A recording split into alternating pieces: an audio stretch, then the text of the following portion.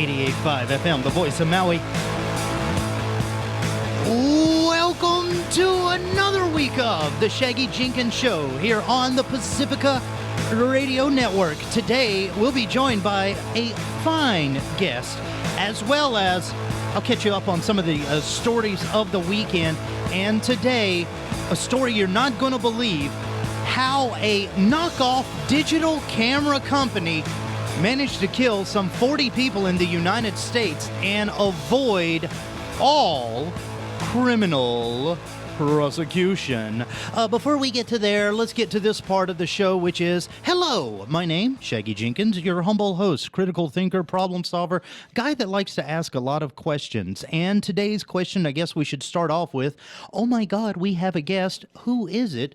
Joining me from GrassRoot Institute, as well as just a well thinker on his own. Ladies and gentlemen, welcome to the mic, Joe Kent. Hi. Thanks so much for. I thought you were introducing Mike. That's No.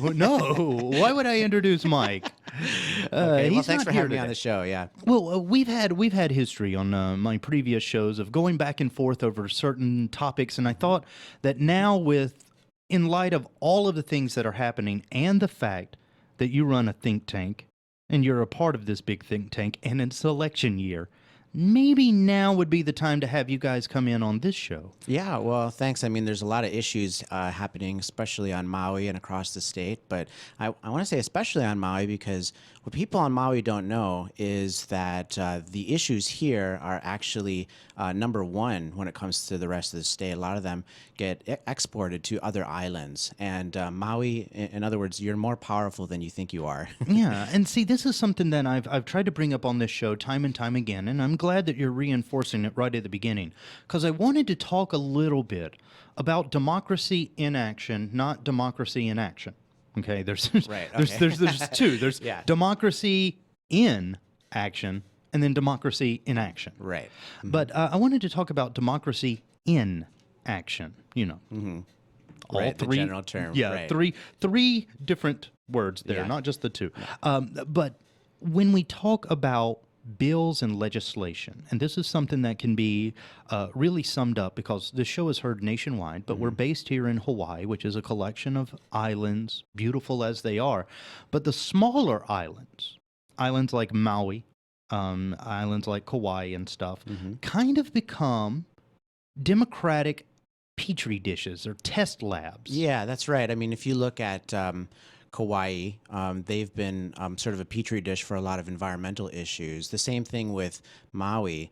On the Big Island has been sort of a petri dish for the people who say, leave us alone more. And so you might say it's the more kind of libertarian island, although they also have environmental issues as well. And of course, Honolulu is Honolulu. So Yeah.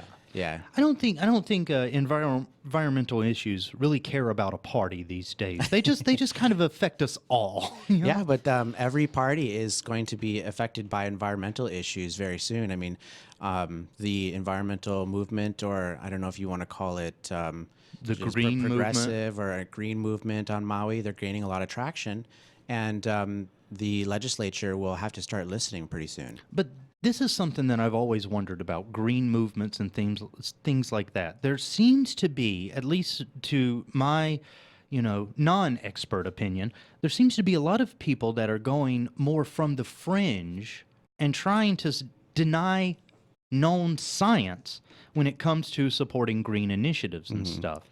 Right. And certain technologies are nascent, they're out there, and they're starting to gain ground.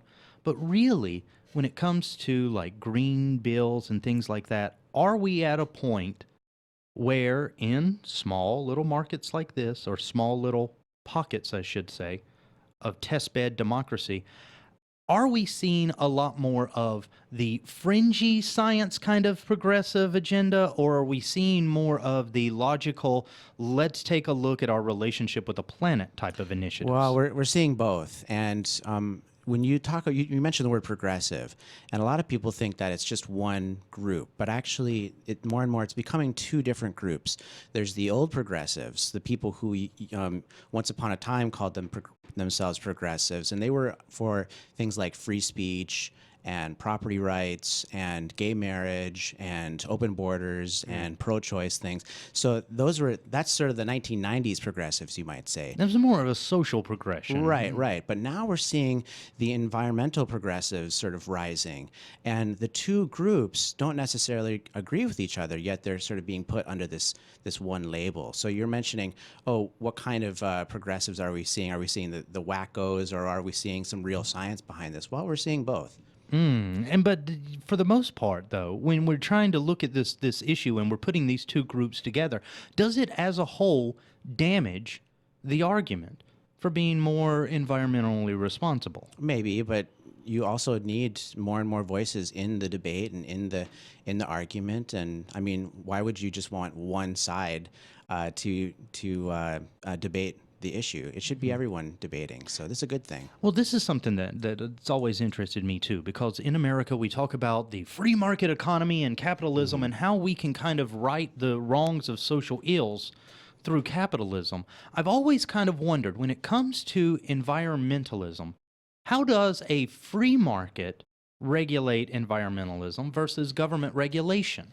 Well, when it comes to the free market, there's an assumption a lot of times in environment that the government will save the day. But as we've seen throughout history, government isn't really a friend to free market in a lot of ways. I mean, for example, we see the government building roads everywhere.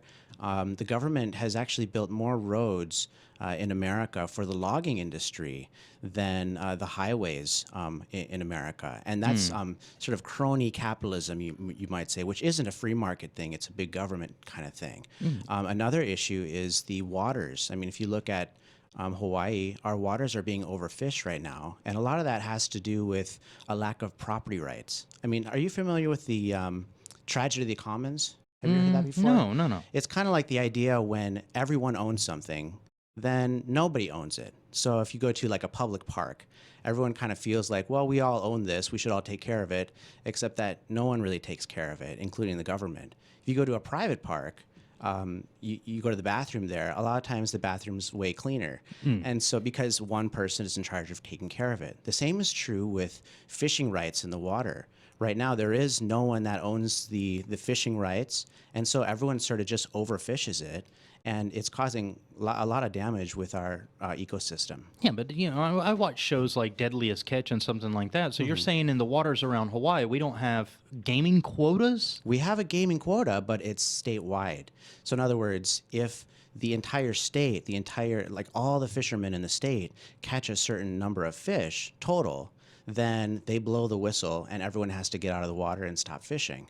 And they have already blown that whistle, by the way, this year. So how it works is in January, on Christmas, you might be opening presents or visiting with your family, but fishermen are often sitting out in the water waiting. Now, what are they waiting for? They're waiting for when the season opens, and then they can start fishing again. Right. And that's when everyone fishes like mad, because if they fish slower, then someone else is going to catch their fish, and the fish are racking up across the state. So pretty soon the number is going to be reached, and they're going to blow the whistle. Yeah. So it's a derby, it's an open derby style. You basically have to get what you can get before the limit's been hit. Right, and that's called the tragedy of the commons. It feels like everybody owns it, and so let's all just take as much as we can. But what they've done in other areas is they've tried to create a system of property rights. So for every fisherman, they can catch a certain amount of fish. And what that's done is it's allowed the fishermen to say, you know what, the price goes up in Christmas. I'm going to fish in Christmas and get a better price. And so it's allowed for more like sustainable conservation practices when it comes to fishing. So that's something that could actually help Hawaii. Now, where would something like that start? Would it start in a legislative procedure? Would it start in somebody applying for something? How would something like this get started? Well, that would probably start at the state legislature, because, for example, in Alaska, this has been tried. And so they've done it. We can do it too. Well, you know how we were talking earlier about in a state like Hawaii, all of our big decisions go towards the Oahu, the state capital, Right, right. District 1, if you're a Hunger Games fan. Yeah. They are. They're the capital city, they are. They're Yeah, the yeah. capital. And Hmm. in the rest of the islands, we're sort of the small districts. Would something like this actually end up being tested at a county level before it graduated to the state level? Maybe, but the federal or the fishing quota is mandated by federal rules, and so it would have to be some sort of communication between the state and the federal government for this to happen. There's even national things that come into play. For example, because we keep running out of fish, we keep trading our fish quotas with Micronesia. And we keep saying, hey, we'll give you money if you let us fish more. And it's kind of like trading Pokemon or something. You can This trade is, fish. yeah, this sounds like the carbon tax thing. Right, right, right. It's Yeah. just a system of feel good and using money to feel good about doing bad. Yeah, exactly. When actually we're not fishing in Micronesia, we're fishing here. And so we're taking their rights to fish more, except that we're using it here. And some might say that that's actually making the problem even worse and making us overfish even more. Now, these are government rules and regulations that allow this to happen. And so, from my perspective, the free market would allow a private property rights system where individuals could have their own share of the catch. So you would basically have to buy into a quota. Right, and you could share your quota with someone else, or if you really wanted to keep your quota, you could keep it for yourself. Now, when they've tried this around the world, the Philippines and many other places, this has led to more and more fish. So I don't know. Boy, I didn't know I was going to talk so much about fish here. Well, it's this show is always a little fishy. Yeah. Okay. Let's just put that out there. We're always it. a little fishy here. But one of the things I wanted to bring up from you, my guest Joe Kent, joining us today, is this concept of because everybody owns it, we can abuse the hell out of it. But if we switched it over to I own this segment, we're actually, as far as fish populations, as our conversation is going here, is we're being more environmentally conscious by switching the way we do the finances and the style of catching, huh? Right, and this tragedy of the commons thing, where if everybody owns it, then who's going to take care of it? This is a common problem with a lot of different issues. Especially in the environment. For example, right now they're talking about buying this Peahe Hamakualoa coastline. I think it's like hundreds of acres or something like that. Yeah.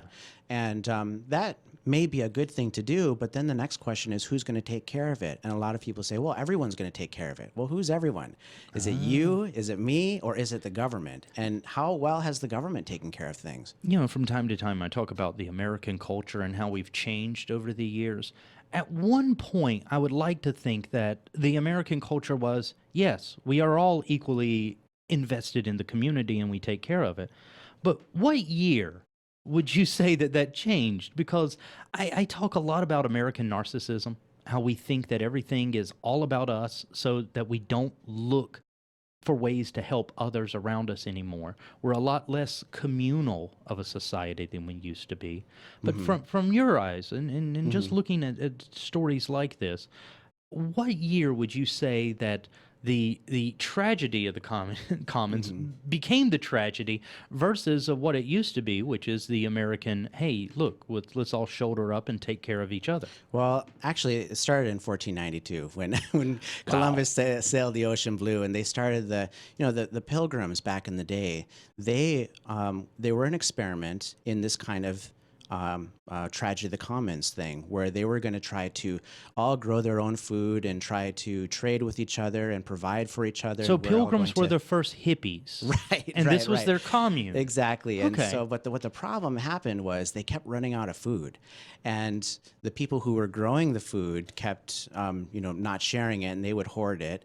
And then the people who weren't growing the food, kept trying to steal the food. And so eventually they ran out of food, and they realized, wait a second, we need to create some sort of system of property rights. And once they did that, then they could actually barter and exchange and create a little market there, which allowed the food to be plentiful. So that was the first sort of experiment in the tragedy of the commons thing. It's the same kind of thing we see here. I mean, if you look at like the organic food initiative, where they were going to try to have everyone just sort of pitch in and roll up our sleeves and let's just all farm.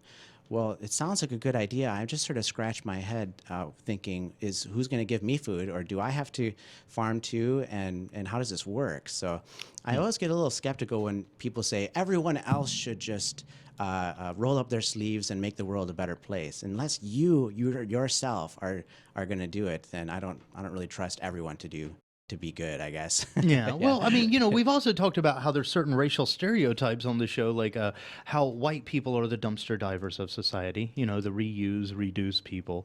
And then how we, as far as other cultures around the world, we have places like India where at the end of the night, 50,000 pounds of trash can up to one time be just burned in the streets. Sure. Right. I mean, they just, at the end of the day, they just sweep everything out in Calcutta and light it on fire. Yeah, that's right. And we talk about all these different cultures, and when we come to the culture of taking care of each other, is there a place in the world where we've had this non-tragedy of the commons happen? Well, I don't trust the goodwill of people. I'm sorry to say, I don't try to. You're put a very my bitter future, man. I'm a bitter man. Yeah, I don't think the world is as rosy as people think it is. Although I think it's a beautiful place, I just don't trust everyone to do things for free to benefit my life. I'll be happy to do things for free to benefit others people's lives, but yeah, I just don't trust that. I would rather trust an exchange. It's kind of like when someone gives you a free gift, and then they give you another gift, and then they give you another gift, and after a while you're kind of thinking, maybe I should give them something too.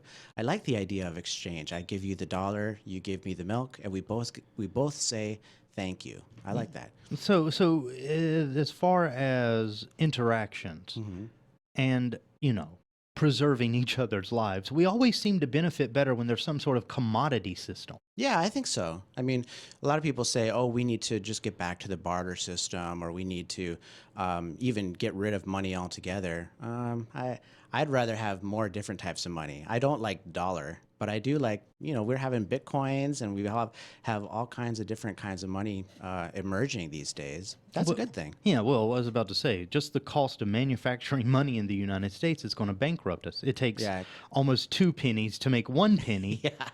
So by the time that the pennies are in the bank, they're actually worth about half of what they should be worth. I know. I was thinking the other day, like I had a penny in my hand. I was thinking, this used to buy a Tootsie Roll. I wonder what it buys. Maybe just the wrapper now. God, I know. I don't think it would even buy that. Yeah, it might buy you a sniff of the wrapper. Yeah, sad. But the thing is when it comes to commodities and exchanges and stuff like that, it seems that human, how would I say this? Human nature doesn't really dictate us being nice people. However, if there's some sort of profit gain system, I gain something by doing nice, we are much more inclined to take those actions. Yeah. And that's a good thing. People say, oh, profit is evil, profit is bad. But what if profit means that you're going to make a medical device for someone who needs life-saving care? I mean, what if profit means that you're going to give someone a drug that somebody needs to save their life? Well, it's very interesting that you bring up medical care, Joe. From GrassRoot, we have to take a quick break. All right, I'll be right back with my guest, Joe Kent, and the story of how one camera company ended up killing 40 people in the United States. That's all up next on The Shaggy Jenkins Show. 88.5 FM, the voice of Maui.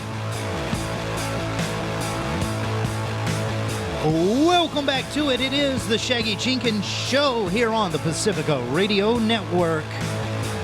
You can catch us 5 days a week right here from our beautiful home in Maui, Hawaii. Yeah, we're the 50th state. And speaking of states, today I'll get to talk a little bit about the state of medicine. Joining me is my guest, Joe Kent, who is a thinker, a think tanker, And sometimes just a guy that ends up on the show and I have to give terrible, terrible stories. Oh no. Are you ready to be a little grossed out? Yeah, I love it. Okay. Can't wait. Because me and you are around that age that we get to start going to doctors and be poked and prod in certain orifices, right? Well, we would like to assume that as the doctor is poking and prodding and stuff, that his tool is rather hygienically kept. I mean, we can make that basic assumption here, right, Joe? If it's going to go in your body, it should be clean. Right. I mean, we just sort of left off saying that if profit is good when it comes to medical care, and the doctor has an incentive to keep his tools clean, otherwise he might be sued or he might lose money. Now, what would happen if you're a doctor that took the Hippocratic Oath, you know, first and foremost, I will do no harm. You took that oath and the equipment that you bought made it impossible to obey your Hippocratic Oath of doing no harm. Wow, that's like that's like a philosophical question. Boy, oh boy, like, do you want to kill person A or kill person B or something like that? I mean, yeah, I don't know. Yeah, are you saying this happened recently? I'm saying that this has happened for years. Let's go through a little bit of a timeline here. All right, are you a fan of photography? Oh yeah, I love it. Okay, Yeah. so you know that your iPhones and stuff like that use digital technology that was licensed from company like Kodak. Right. Well, another one of these digital image making companies, one of the forerunners into the digital chassis, Olympus, also has another business you may not know about. Because me and you are still young, fit, and virile men, yes, bulletproof and all of that, we haven't quite got to the point where the doctor is saying, and this is going to be a little cold going in. But when we get there, it might be a good idea to look at the label on some of this hospital equipment. See, back in the early 2010s, Olympus made the jump from doing digital cameras to doing all kinds of digital imagery, including something called endoscopy. Do you know what that is? Through the back end? No. Okay. No. That's colonoscopy. Okay, sorry. Yeah, no. Endoscopy is through the throat. Oh, okay. All right. So essentially, what they do is they do a little local or something, or if you just don't have a gag reflex, they're like, and breathe deep, shove. They shove this digital camera down your throat so that they don't have to do very dangerous and costly, sometimes even life-ending, exploratory surgery just to find out if there's something wrong with your upper GI, your gastrointestinal tract. So these endoscopy scopes have saved doctors countless and countless hours of exploratory surgery, have saved patients millions upon millions of dollars of savings versus an exploratory surgery. But it turns out that not all machines are made the same. See, back in the 2010s, Olympus introduced their Evis Xera 1 and 2, and this was an endoscopy machine, all right? Now, the problem is, it had a design flaw. This design flaw created culture upon culture of infectious superbug diseases on these duodenoscopes. So every time that somebody was being examined by the Olympus Evis Xera 1 or 2, they suffered from a, get this, 1 in 2 chance of coming away with an infection. Now, those numbers are pretty bad. It's like going into the doctor's office every single time and playing Russian roulette. Eventually, the odds run out. So, Olympus knew about this problem. However, the company in Japan, Olympus, the corporation, didn't really say anything to the United States. The EU sounded the alarm in 2012, and we know, of course, that the EU, different than the American market, they have a lot of market controls and regulations about devices and things that they buy. To that end, the Japanese company, Olympus Corporation, released in, 2013, they warned the EU about this infectious disease-carrying problem of their Evis Xera 1 and 2. Now, the Evis Xera 1 and 2 was not taken off the market, though. And when the United States started calling around and saying, well, what about us? If you're issuing this warning to the EU, shouldn't you issue that same warning to us? It turns out that in March of 2014, the Olympus company issued a letter back to the American doctors and saying, no, your acceptable losses through death or serious infection for your population are fine. Our machine is fine. No such warning for use or manufacture of the EVIS XR1 or 2 will be issued. Now, this went on for a while until the University of North Carolina at Chapel Hill, all of their doctors got together and examined their machines and sent off an email in the summer of 2014 saying basically this: of every machine that we've tested, only the EVIS comes back with superbugs. Now, this is staph, MRSA, very bad infections, right? Life-ending stuff. And we're already in a vulnerable position where the doctor is saying, open wide and swallow this. Right. But here's where it gets even crazier. Because the United States doctors were jumping on this back in 2014 and stuff and issuing emails back from the University of North Carolina over to the Olympus Corporation in Japan, you would think at this point they would sound the alarm for the United States. Wrong. The alarm didn't get sounded until mid-2015 when a Pittsburgh hospital made another study, just like the one at the University of North Carolina, and found out that their scopes had a 60% contagion rate. In other words, they were killing and harming more than they were not. And if you're making medical equipment, I'm thinking that the Hippocratic Oath should come up somewhere in that. Right. Well, to that end, Olympus finally, you would think, jumped on this bandwagon of, yes, you're right, we need to do something about this design flaw that we've been aware of since 2012. Now it's the year 2015. Get this. They tell this Pittsburgh hospital, no, please buy a $25,000 specialized Olympus EVIS cleaner. And the reason that you have all of these problems is not because of our design flaw, but you American doctors don't know what you're doing. Please buy this nearly $30,000 piece of disinfectant equipment. And they did. Guess what? It didn't work. As a matter of fact, it didn't work to the effective rate that they were having as they were hand cleaning these endoscopy machines. And Olympus, you would think at this point, would be like, oh God, we've made a terrible mistake.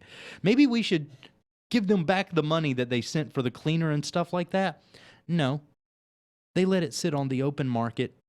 And then in 2016, this year, January, have finally issued a warning to American doctors saying that, oh, by the way, if you use our machine, you could be harming people. This is after 35 people have been confirmed dead and hundreds have been confirmed infected by these superbugs from the use of this machine. So I've got to ask you, Joe Kent, guest today, who had to sit through that whole long timeline there, I have to ask you, when it comes to the American medical healthcare system, there is a lot of private hospitals, there is a lot of charter hospitals, and then there is a lot of what we could call private-public option hospitals.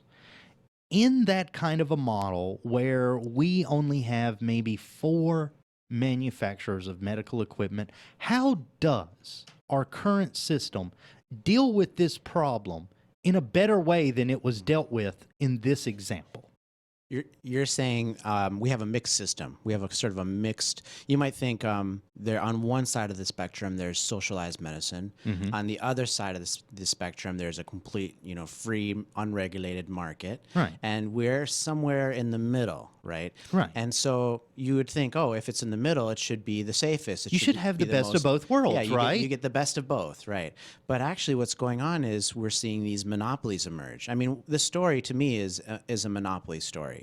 You've got the big guy, and he has all the power because he has this one machine that everyone has to use. Maybe there aren't other kinds of machines or a wide variety of this. And so you have this proliferation of this machine everywhere. And even though you have reports that it's killing people, et cetera, the big guy says, oh, just keep using my machine. They right? called it acceptable losses for your population. Right. And just like I was saying at the intro to this, I don't think people have, I don't rely on the goodwill of people, especially corporations, put it that way, and especially obviously. monopolies. Yeah, right, exactly. Especially after you told me that story. Yeah, you're like, Right. I'm never taking a picture again.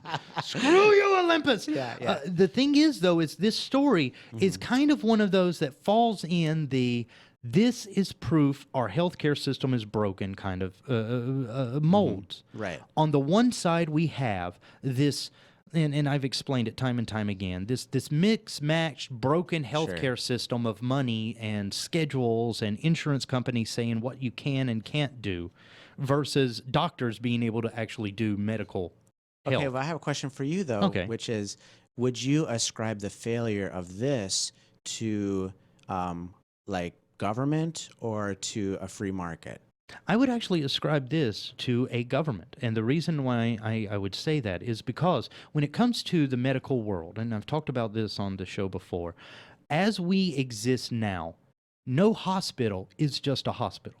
There is no bar that is set. You can go into one hospital, and I used to do this on the mainland all the time, and you probably done this too. You go into one hospital, and you know it's the nice hospital, but it's going to be crowded. But then right down the street, there's another hospital. It's a little dirty. The doctor is smoking while he's stitching you up, but hey, they get the job done. Right. You know, in that kind of a way, you would always go to where you could kind of get the level of care that you wanted at that moment. Right. And because of that system, because of look, we have to maintain hygiene levels. We have to maintain safety levels. Because there's no oversight in that field in our private / public or sometimes private public hospital system as it stands now, companies like this are allowed to literally get away with murder because there is no board, there is no oversight that says, and this is what happened in the United States. Of course you know this happens. The bigger hospitals, Cedars-Sinai and stuff like that, they got rid of the Olympus machines,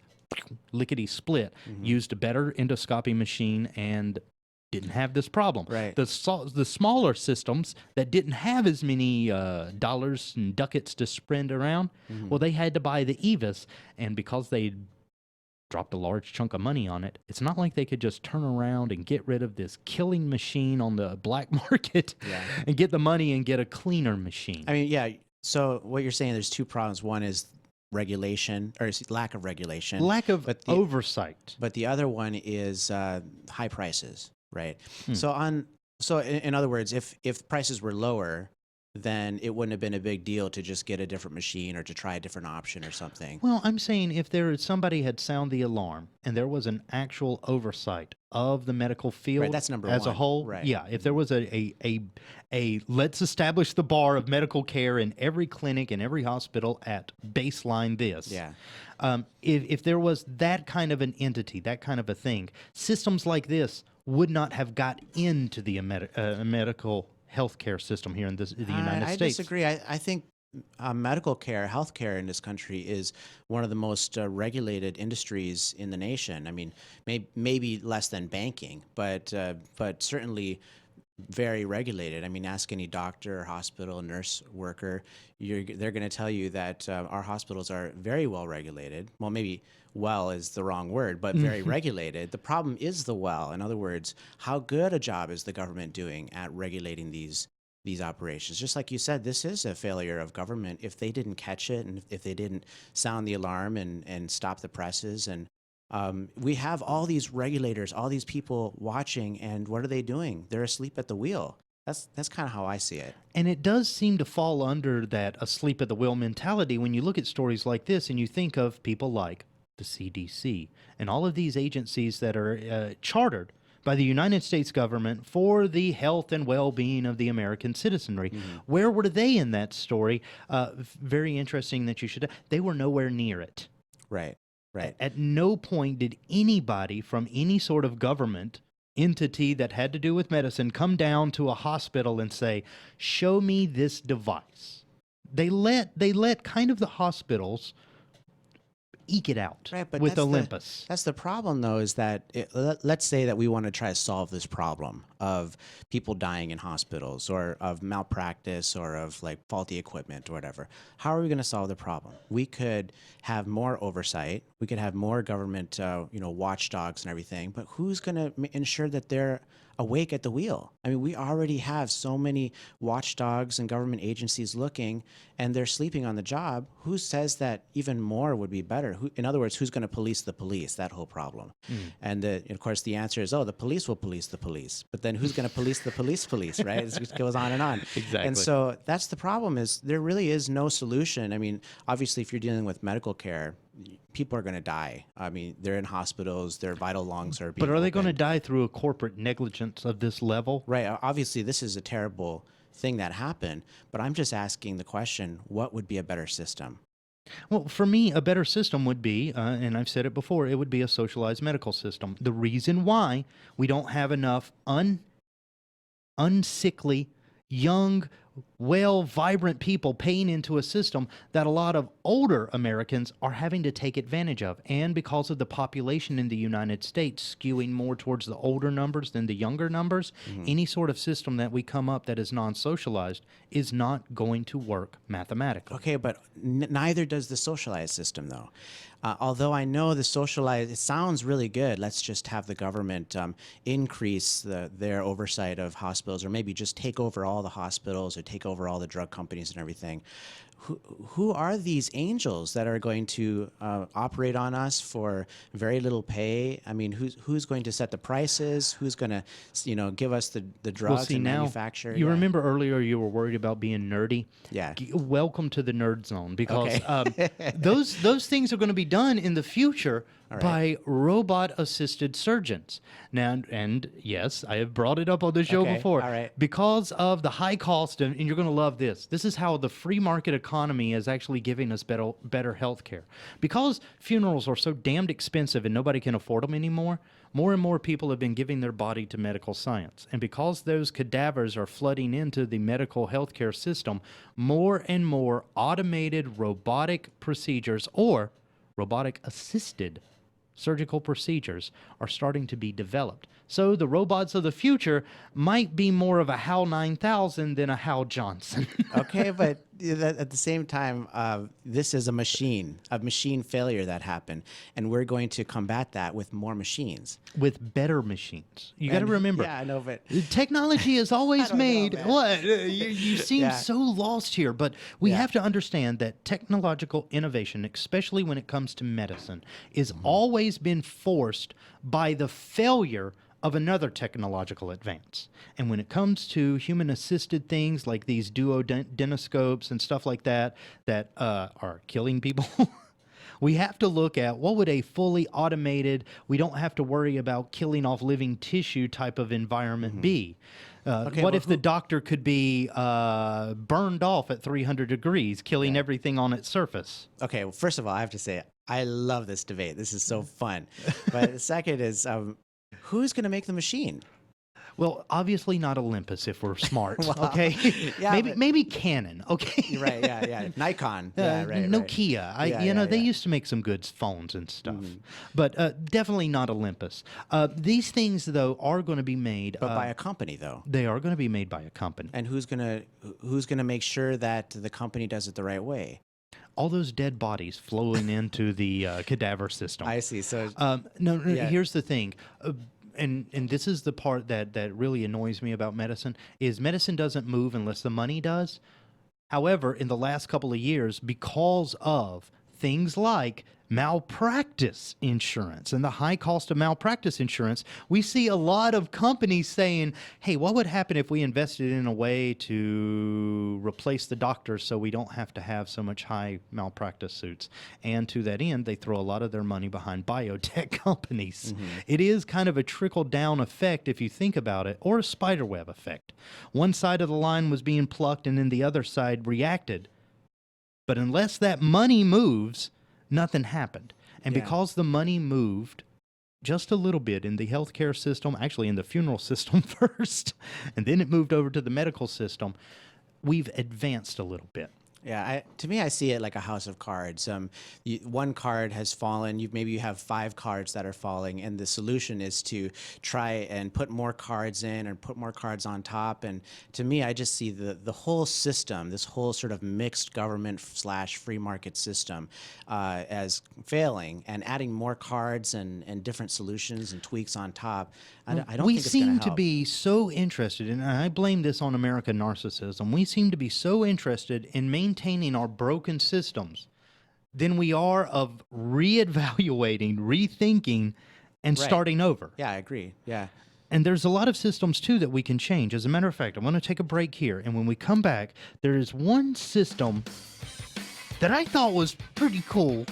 And this is all technology. It's a nerdy show coming up Okay. next. It's the Shaggy Jenkins Show.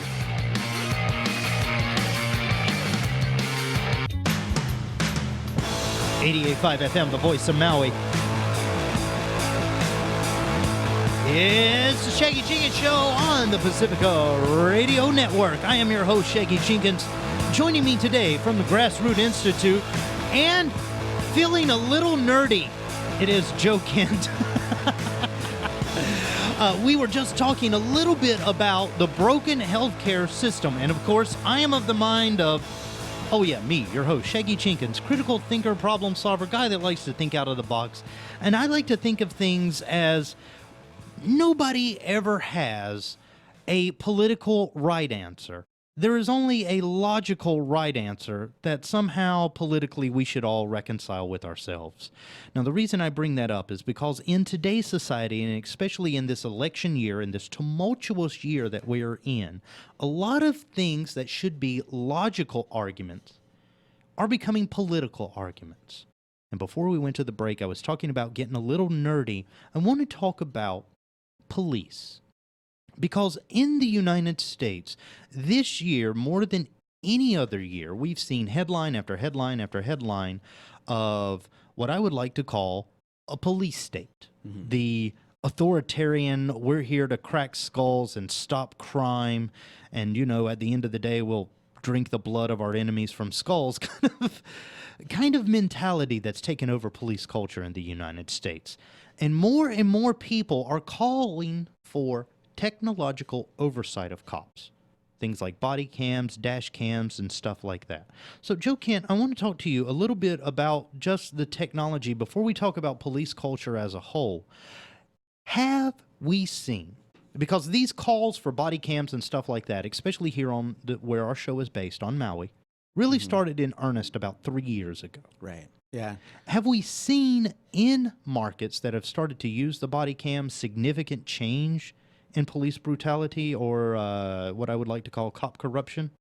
Absolutely, it has an effect. But what has an even bigger effect is this body cam, which is the invention of the cell phone camera. Right. And I mean, if you think about all the different videos that we've seen online of police brutality and abuse and all this, are they coming from body cams or are they coming from cell phones? They're coming from the cell phones. Yeah, the vast majority are coming from cell phones.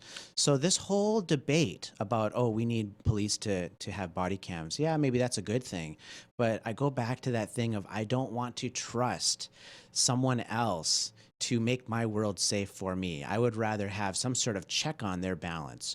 And, you know, I think the more cameras that we have, the better. So, yeah, police body cams, sure, it's a good thing. Now, here's where the argument is going to get a little dystopian for you because...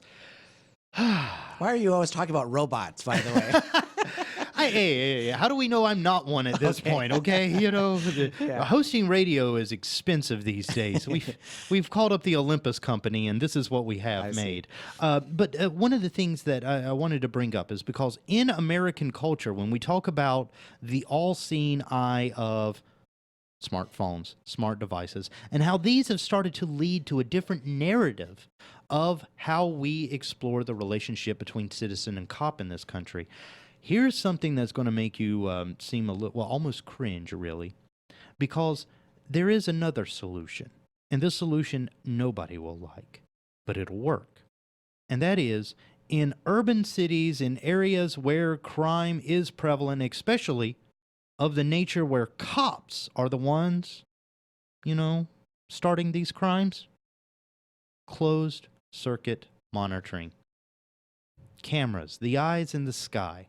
Because what way can you guarantee that the cops are going to behave unless you put them behind the same lenses of everyone else? And closed-circuit television in other countries around the world has been shown not only to keep the public accountable when they do something nefarious and wrong, but to keep the cops accountable as well. What would you think about that type of a solution? Well, it makes me a little queasy, but I don't really see too much wrong with it just because, yeah, I can record somebody on the street if I want to. A cop can record me with his body cam. I mean, how big a jump is it to there can be cameras on the light posts and things like that? Now, here's the only thing that would make that system work, because you brought this up earlier, and this is something that we really need to discuss. Body cams aren't public cams. Right. I cannot see a cop's body cam without having to go through a little bit of judicial rigmarole, coming out of my pocket with a couple of ducats and things, filing forms, maybe even getting an attorney to help me navigate this sea of paperwork. But a body cam is not a public cam. Right. Yeah. I mean, that's basically the real issue here, which is police accountability.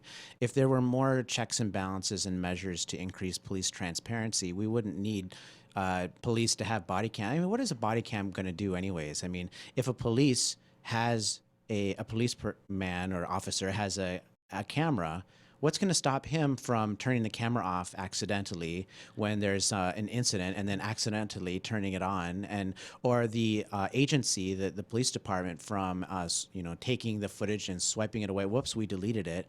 I mean, these kinds of things are happening right now. I was about to say, you're talking about things that have actually happened. Exactly. There is about, let me see, in my head, I got about 5 counts, at least in my head, of different IAs, internal affairs, investigating officers for disabling their body cams. Right.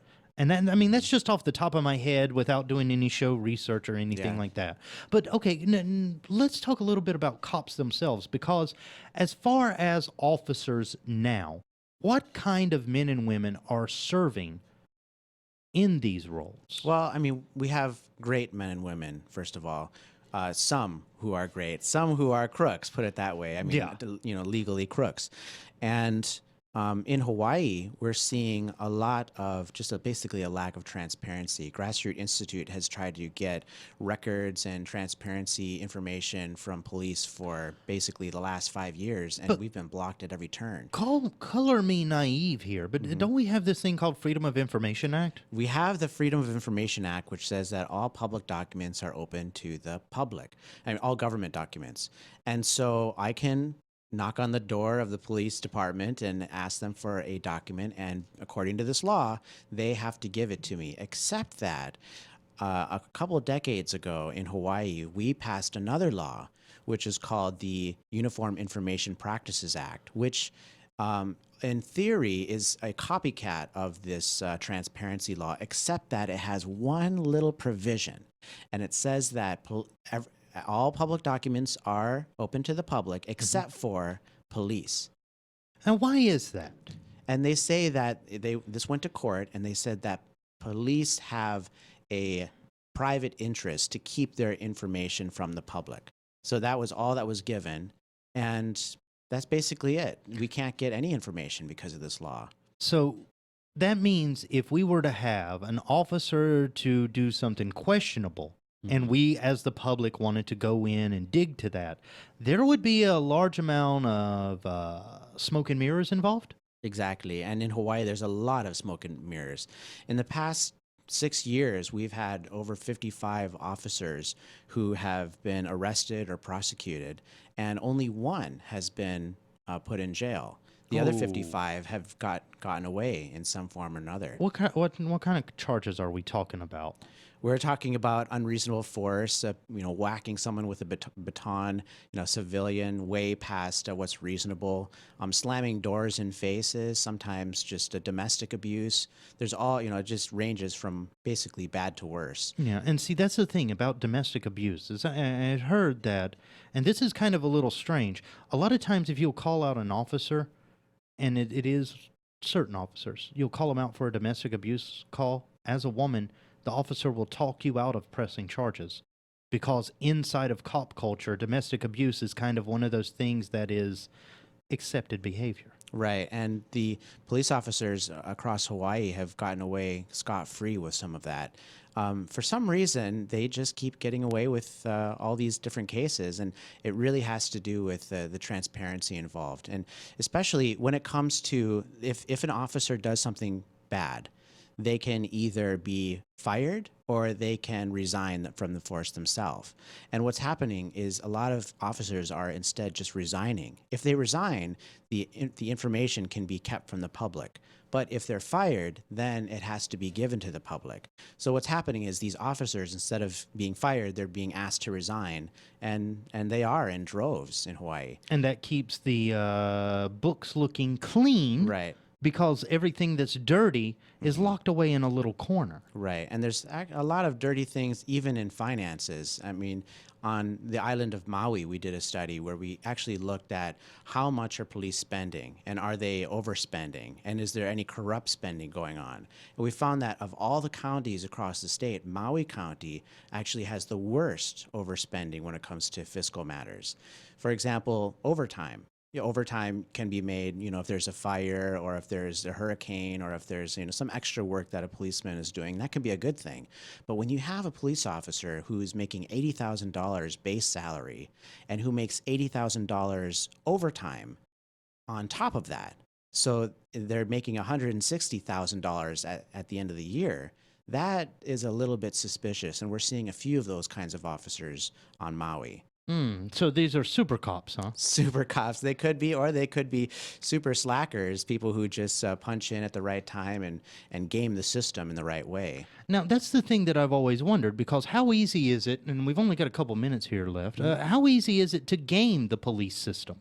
It's incredibly easy. All you have to do is trade work hours with your fellow police officers and just do it under the table, and especially if you have political connections within the department, you can do it pretty easily. Now, there was a crackdown on some of these overtime procedures, and what the police officers did is they tried to stage a strike. But the problem is Hawaii law says that police officers can't strike. So instead, what do you think they did? They actually just all called in sick. So there were about 500 police officers who all said, we're actually feeling sick today. And they called it the blue strike. Wow. And it was to protest these overtime rules. So, I mean, the overtime crackdown. And so at the end of the day, they just had to sort of shrug their shoulders and said, okay, give them the money. But, okay, if policing is a business, what business model makes sense from paying out hundreds and thousands of dollars of overtime every year? Right, and it's getting worse. I mean, we're now $8 billion in the hole when it comes to pension liabilities. We're $17 billion in the hole when it comes to retirement. These are public bills that we have to pay, and every time a police officer adds more overtime to his salary, that number gets bigger. So we're basically bankrupting the state. And Maui County is its budget is being bankrupted by a lot of these overtime practices. I mean, the county council people, the mayor, they basically can't do anything. They know about it, but they can't do anything. What would be the solution? Add more officers to take down the workload, or what? Well, the best solution would be to increase transparency. That would be the first step. If we could finally see who was getting these big overtime numbers and who was abusing the system, then we could start to crack down on it for real. And when it comes to police in general, lack of transparency means that we'll always be in the dark about who's the good cop and who's the bad cop. Exactly. Across the state, every single agency, every single government worker is held accountable except for police. They're the only ones that have this little stipulation in the law. Is that because we just love cops and firemen in the United States? Kind of. We do have a little bit of a love affair with the protectors of us, but I say we should protect ourselves a little bit more. It's okay to keep your body cam out, your cell phone, in other words, when you encounter police. And let's just hope the police know that too. Oh, yeah. Well, you know what? I have to do this because it is at the end of the show now. But thank you, Joe Kent, for joining us from Thanks so much. the GrassRoot Institute. And you know what? We got to come and talk more police someday. Yeah. Oh. Oh, we got to talk about everything more. Oh, God, I know. All right, well, for everybody else, thanks for checking out the show. Remember, follow me online at Shaggy Live or email me, shaggyjenkins@gmail.com. Until the next show, love you, mean it.